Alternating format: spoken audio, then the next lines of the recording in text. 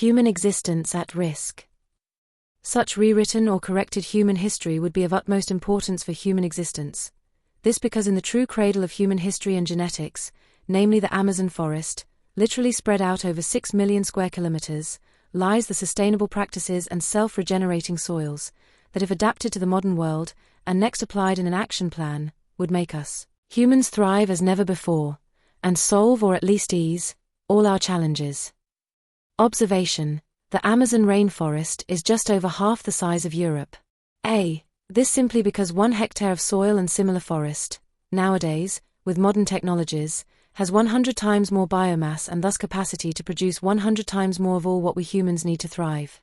These soils and similar forests do not only produce much more quantity, but also much more diverse and of far superior quality. This simply because 1 hectare of soil and similar forest, nowadays, with modern technologies, has the capacity to solve all of our challenges, including providing the essential global climate regulation, this while modern agriculture only adds to all or most of the challenges. The focus of our videos and channel is to make the general public aware of the potential of such soils and similar forests and to also prove it, as well as that an effective action plan would make us humans thrive as never before, and solve all our challenges. Right now, and without such soils and similar forests, at the very best we 8 billion humans are not thriving as we would like and need for more security and quality of life. More realistically, without such soils and similar forests, we are exposed to so many serious challenges that we do not even can keep track of them, let alone know how and how much they form a growing perfect storm, and several threats to humanity are mentioned by scientists and not scientists alike. Even in the case of the few challenges we recognize, we did not make any measurable progress.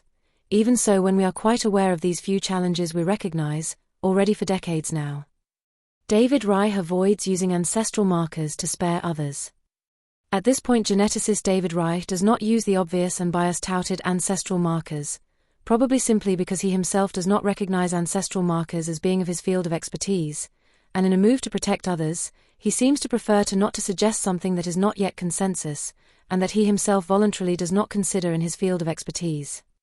We suspect that geneticist David Reich is aware of quite some improbabilities regarding the current narrative of consensus, and is very able to even pin them down quite precisely, but we must respect his reasons to not use ancestral markers for now, nor other methods that he himself voluntarily considers out of his expertise.